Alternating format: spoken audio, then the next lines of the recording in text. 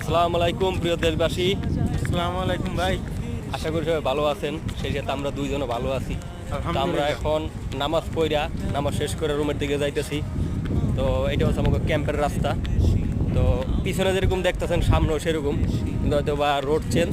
পিছনে আপনার 5 থেকে সামনে হচ্ছে আপনার মনে করেন 10 পর্যন্ত শেষ।